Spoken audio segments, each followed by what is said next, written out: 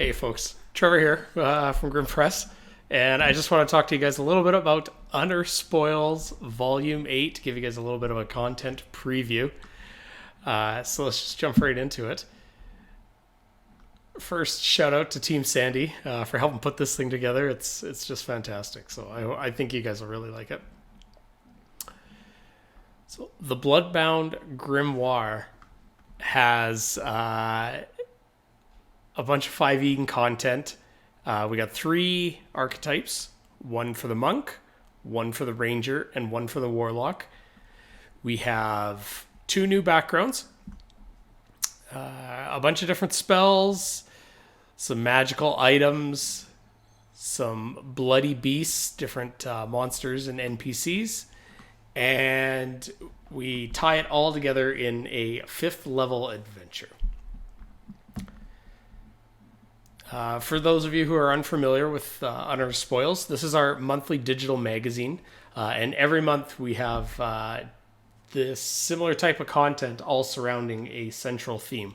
So this month obviously is blood magic and rituals, things like that, and we fully illustrate the magazine, so we can, as you guys will see it when we start to go through it. So here's our monk, our ranger with a nice piece of Dragonborn art. Here's the warlock, so we can take a little bit more of a look at this. So the patron for this warlock archetype is the elder vampire, an ancient being that has enrobed itself with powers beyond that of a typical vampire. So all the features that you get as you play this archetype are detailed here. Expanded spell list. We could take a look at, let's read one of these. This is its 1st level feature. So you use blood magic to create a temporary barrier, granting you protection from magical attack. As a reaction, when you are targeted with a spell or spell-like ability, you gain advantage on the saving throw or can impose disadvantage on the attack. You can use this a number of times equal to your prof bonus, and you get it all back when you complete a long rest. So it's pretty cool. You can see the other different features that it has here. Next up, some backgrounds. So the first one here is the Remnants Bond, which is pretty neat. You've had a near-death experience, and upon returning to life, you've found that you've gained strange abilities. You feel connection with the afterlife and may have unfinished business. So in typical 5e fashion, this has all the different things that you'll need to start to build your character, your proficiencies. It has a feature outlined here where you get advantage on charisma checks when dealing with undead creatures that have an intelligence score of 6 or higher. And then we got some roll tables, so you guys can take a look through those.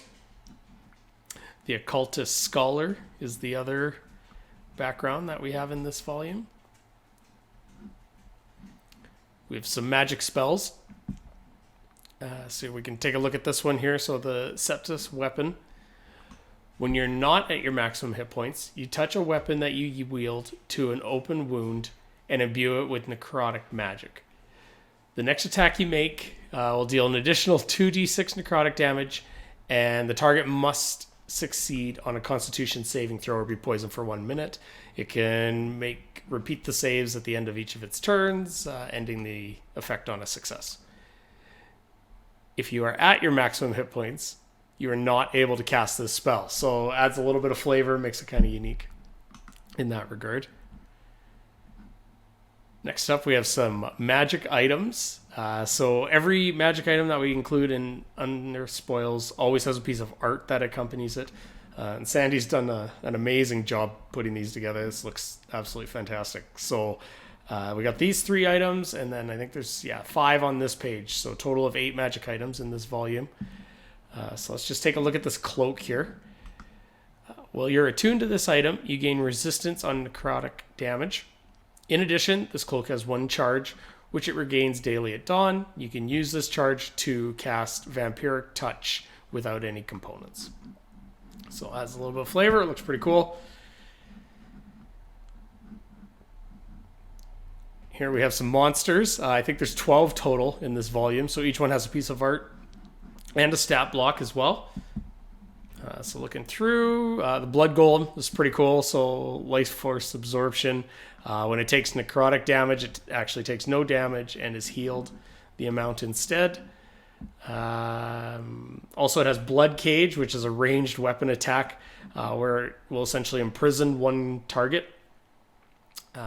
It is restrained, and it has its own hit points, this cage that it puts around, and uses the golem's AC, resistances, and immunities. So, yeah, pretty neat. Pretty terrifying, I guess. We have a blood ooze here. We have a blood spawn. This is a type of ghoul. So it's pretty neat. Variant vampire. Stat block for you. On here we have another ghoul. This is, it has a reaction where if it gets hit with a melee attack that's within its reach, it can make an attack back at that creature. We have some blood familiars. So one of the spells that you might have saw has lets you summon these. So there's 4 to pick from, each with their own piece of art. And then finally, we have an adventure. In our Unearthed Spoils, we always have, we tie the content that's in the volume together to give you guys something to present easily to your players. Each one of these adventures has a background and quest hooks, so it can either be dropped into your long-running campaign or run as a one-shot, whatever works best for you. This particular adventure is for average party levels of 5. Has a piece of intro art, 5 different quest hooks, so you can pick the one that's most fitting. We've included an Overland Map with this one, so you can use this and send your players off and show them a map where they're headed. Each of the adventures we break into parts. So part 1, and then it'll reference a battle map that you can use, and we include all of those as well. And the encounters that they'll have with a rough CR and experience. So this is one of the battle maps. Each one that we include comes with the GM version that's numbered, and then player grid and ungridded versions as well, which can be printed or imported into your favorite online tabletop. Go through more encounters. We include generally NPCs, and they'll all have a piece of art. Here's the bartender, kind of tavern owner for this section, and then we have a map of his tavern. Going through, there's a little bit more art. Here's a vampire. I don't want to spoil too much, but obviously it's dealing with blood, so there's probably a few vampires in this adventure. Another battle map. And the heart of this adventure is the manor, which is detailed here with all the different rooms highlighted and named. And then here's a battle map that's looks pretty awesome, so you can run the adventure with this. Some more encounters. Goes through. Here's another NPC. We have GM narration, so you can pretty much just take this adventure and just run it with minimal prep on your part. And then a final piece of art to kind of complete. This looks pretty cool. And that's it for this volume of Unearthed Spoils. So these are all available on our Patreon. We offer $12. I think gets you 3 months worth of Unearthed Spoils, 3 volumes. So you guys can check that out. We also adapt them for Roll20, Foundry, and Fantasy Grounds. And so that's included in your subscription on the Patreon, so you can get all this content and download it every month. If you got any questions, we'd love to hear them. You can join our Discord or chat in the comments. And thanks for tuning in to watch this.